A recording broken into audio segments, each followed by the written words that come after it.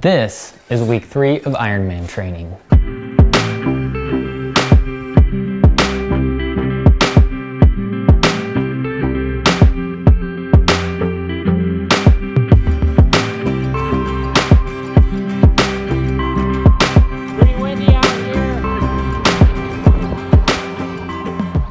This week felt like when you're in a race or a workout and you've gone a bit too hard from the gun, and that moment you realize that you can't sustain the effort, that was week 3. I'm gonna spare you the monologue because honestly I'm bored even thinking about it. I did the same workouts, my knees were hurting again, I felt discouraged, blah blah blah. But as mentioned in last week's video, I felt like now was the right time to hire a coach. I was impressed with T3triathlon.com and Coach Torsten, who'd competed as a professional triathlete and has several case studies of current athletes he's coaching at the elite level. We set up an intro call, and honestly I'm kicking myself for not having done it sooner. One of the first things that Torsten pointed out was that too much anaerobic training, all those hard workouts, could actually have a reverse effect on my fitness, at least for a race like the Ironman 70.3. And while the lower intensity training that Torsten prescribed doesn't feel like much to my muscles, he helped me understand the benefits at a cellular level, including increased production of mitochondria and improved metabolism of fat as fuel. Prior to this, I'd been going off an interview with Dr. Ignacio San Millan, who reportedly coached the Tour de France champion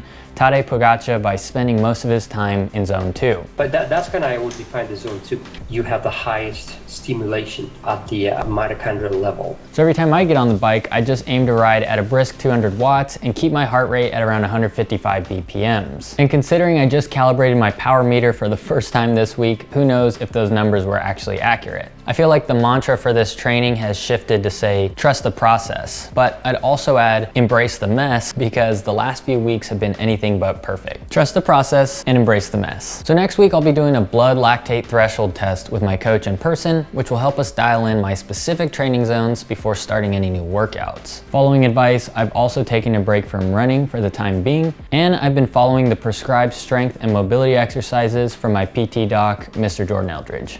Every day I roll out my foot with a lacrosse ball, I foam roll my calves, glutes, then I get deep into the glutes with the lacrosse ball. Maybe I'll do a little stretching, then after everything is opened up, I get into the mobility exercises with the half lunge, then the band pulls, and finish off with clamshells.